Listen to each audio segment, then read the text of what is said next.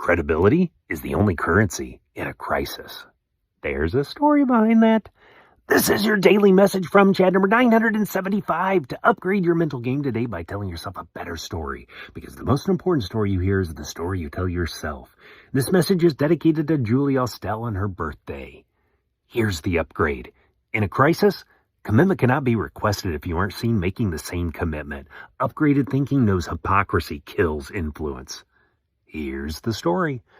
My dad reminded me yesterday after the vignette about Gandhi of another story of leading by example. I've told the story of Ernest Shackleton's Antarctic expedition in messages number 658 and number 791. Shackleton didn't just talk about sacrifice or resilience, he lived it. As a reminder, the British Imperial Trans-Antarctic Expedition began as a bold quest in 1914. The expedition quickly shifted from exploration to pure survival. Ernest Shackleton had recruited 27 men. Disaster struck early. Barely a month in, their ship became ensnared in unyielding pack ice. The crew had to abandon the ship.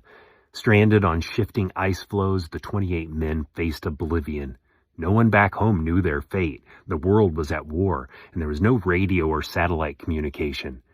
From the outset, Shackleton's credibility as a leader hinged not on grand speeches or iron-fisted commands, but on the unyielding example he set amid the crisis. Shackleton publicly discarded his own gold watch lighter and coins as a symbolic act, showing he wouldn't ask his men to give up comforts he wasn't willing to abandon himself. He shared the same meager rations, slept in the same freezing conditions, and when facing perilous crossings, he positioned himself at the bow, exposed to the worst elements to lead from the front.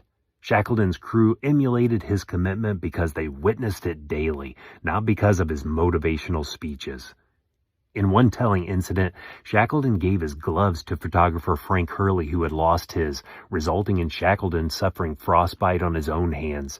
He never complained or sought special treatment, reinforcing that hypocrisy erodes influence.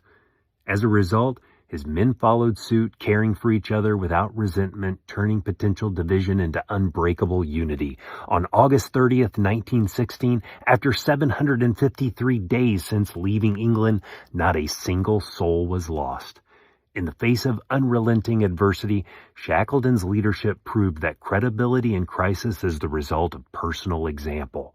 The better story to tell yourself is, in crisis, my example isn't optional, it's the lifeline. Shackleton's actions saved lives by inspiring imitation, not through authority alone, aligning perfectly with the idea that influence stems from integrity in what you do and allow. Tell me a story of leading by example to fromchadsmith@gmail.com. Send someone a text and ask them, do you know the story of Ernest Shackleton? You can download my book, The Most Powerful Story in the World, by going to fromchad.gumroad.com. The transcript of this message and hundreds of others are always available at www.fromchad.com.